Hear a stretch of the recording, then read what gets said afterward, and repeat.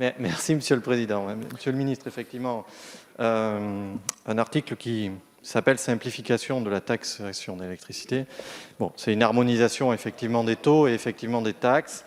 Moi, j'ai plutôt des remarques. J'ai déposé un amendement à la fois d'appel en commission et pour avoir cette discussion-là.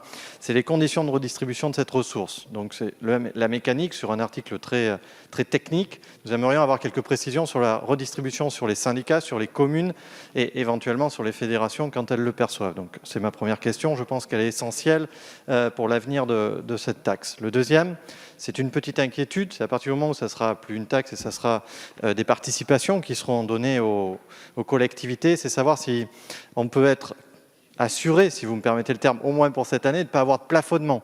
Parce qu'à partir du moment où on recentralise une taxe, il est souvent le cas qu'on finit dans l'article 24, puisque ça devient des taxes affectées, et il s'avère que quelquefois nous avons des plafonnements. Donc j'aimerais savoir, au moins pour cette année, et peut-être les années où nous sommes là, que le plafonnement soit évité et qu'il y ait une redistribution totale.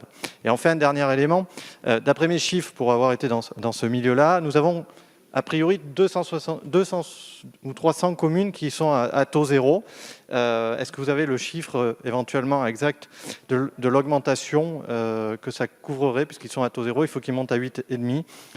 Si vous n'avez pas le chiffre, vous nous le ferez passer, bien évidemment, puisqu'on vous prend peut-être de cours sur ce type de questions plus techniques. Voilà, c'est plutôt des questions. Nous soutiendrons bien évidemment, au titre des démocrates, l'évolution qui est proposée, parce que cette taxe-là et ces taxes-là permettent d'abonder les travaux en matière d'aménagement du territoire pour les collectivités territoriales, et donc très importante à ce que ça fonctionne parfaitement, ayant entendu aussi et connaissant les mêmes sujets que Christine Pires-Beaune, qui a évoqué quelques difficultés sur certains territoires. Merci.